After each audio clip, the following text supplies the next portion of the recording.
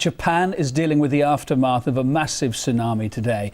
The official number killed is now 375, and that is a figure, sadly, which is even optimistic estimates suggest will rise dramatically. The huge wave was caused by the biggest earthquake in the country's history. Japan has now asked the UN to send rescue teams to help deal with the disaster. Another earthquake has also hit central Japan in the past hours, although there are no reports of damage from the latest aftershock. An emergency situation, meantime, has been declared at the Fukushima nuclear plant in the northeast of the country after it was damaged. The pressure inside the reactor has been rising tonight, raising fears of a radiation leak. However, Japan's nuclear Safety Agency says to try to reduce the pressure, radioactive vapor may be released, and that poses no risk to humans or the environment. Well, just after the quake hit, we had a chance to speak to an eyewitness who was in the capital, Tokyo. I was working at home and suddenly felt slight shocks. I didn't know what to do, sit at home or leave. At that moment, I saw a message on the screen of my TV. It said that in 20 seconds there would be an earthquake. I jumped up and left.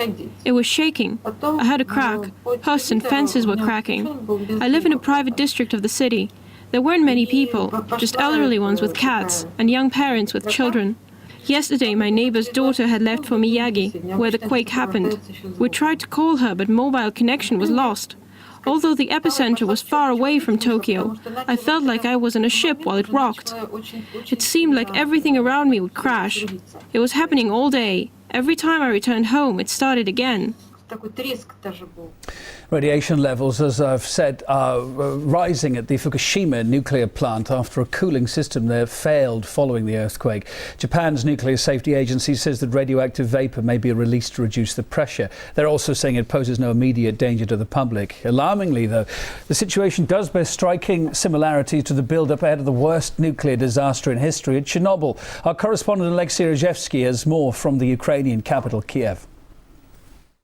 They initially may seem as very similar incidents, but in reality they are pretty much different. First of all, because what is now happening in Japan is indeed an aftermath of a natural disaster, the earthquake. What happened in Chernobyl a quarter of a century ago was 100% handmade, man-made disaster, and this is of course the essential difference. The other difference is the fact that the reactor in Japan is 100 times more powerful than the one in Chernobyl, and in fact the the two power plants in the Fukushima region produced the world's biggest joint amount of energy, and this means of course that this reactor, which is under threat now, is far more powerful than the one in the fourth block of the Chernobyl nuclear power station, which exploded 25 years ago. Also, one of the differences is that the security system in Japan at the power station is promising that should any nuclear incident occur at the station, a certain dome will cover the nuclear power station, preventing any leaks into the atmosphere, something which is of course missing in the Soviet era at the Chernobyl station, and that's why the whole continent basically suffered great consequences.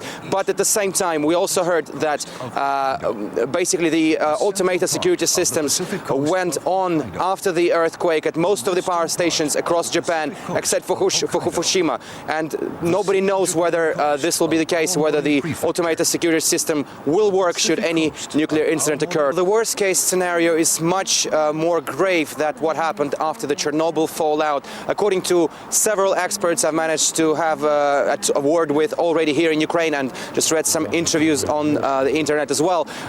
Basically because, as I've mentioned earlier, the power station in Japan is far more powerful than the one in Chernobyl.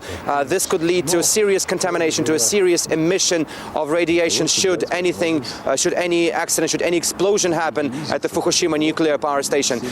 This, according to some experts from the Russian Academy of Sciences, mean that the whole of the Russian Far East, some part of China, and to a large extent the Korean Peninsula may be affected by the possible radiation emission from this reactor in Japan. So far as we've heard, the government is saying that the situation is under control, and also we've heard assurances from the American scientists who are saying that right now the wind is blowing westward import from Japan. So should any accident happen, then all of the radioactive material would probably find itself in the middle of Pacific, not in the Russian mainland or China or Korea or anywhere else. But indeed, the wind can change any minute, and obviously, if something happens at the station, this could be far 10 times more serious than what happened after Chernobyl.